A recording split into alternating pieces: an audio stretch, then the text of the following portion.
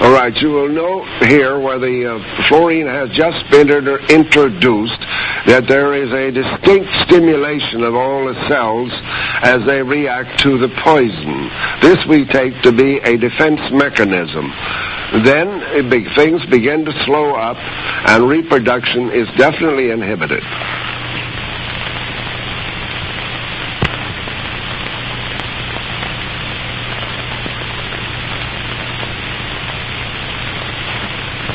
Here we have another demonstration of the destruction of cells by perfusion of 1 part in 30 million. Notice the swelling of the mitochondria in the body of the cells.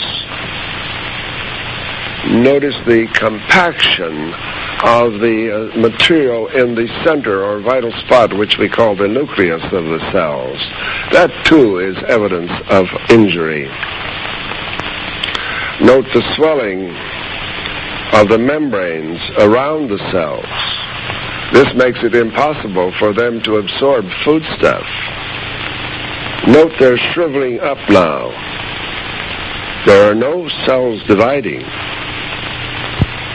All is becoming still.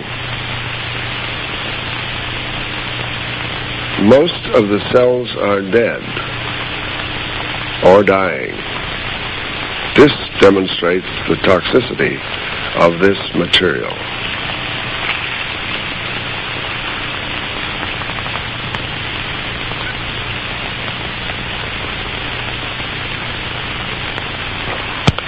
In summary, I wish to make it very clear again that this film, which you have just seen, is a graphic record of what we and Drs. Berry and Trillwood have seen in our cultures when they were perfused with dilute solutions of sodium fluoride.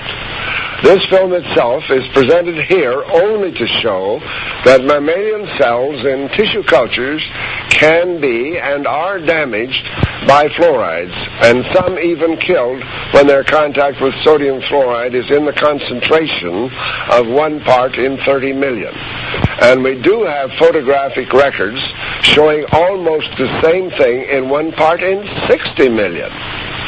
Poisonous sodium fluoride in these concentrations may not be toxic enough to kill the cells or to destroy an organ or possibly the individual himself. Nevertheless, in human bodies, such poisons are subtle, insidious, and if prolonged over months and years, as in this case where fluoridated water is being used, chronic disorders and upsets of function in one or more of the vital organs may ensue.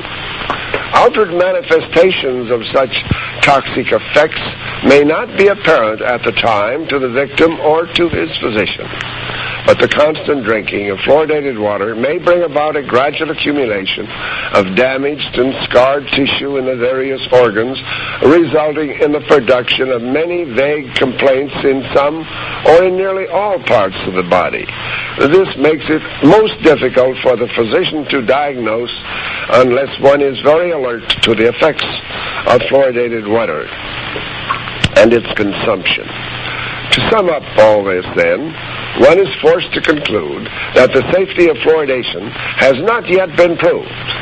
The experiments that you have just seen cast most serious doubt on the safety of fluoridation.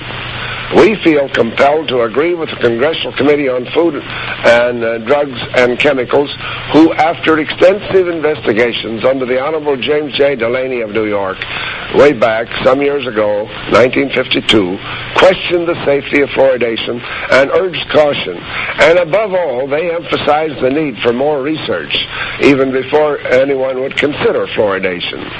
To all this, we most heartily do agree. The proponents of fluoridation have not produced this research. The safety of fluoridation still needs to be proved. And we who have made this film from over 24,000 photographs in continuity under the microscope at intervals of exactly 39 seconds between each film, bring you this demonstration of toxic effects of fluoridation. We have only begun our research into the effects of drinking fluoridated water. We ask for your support.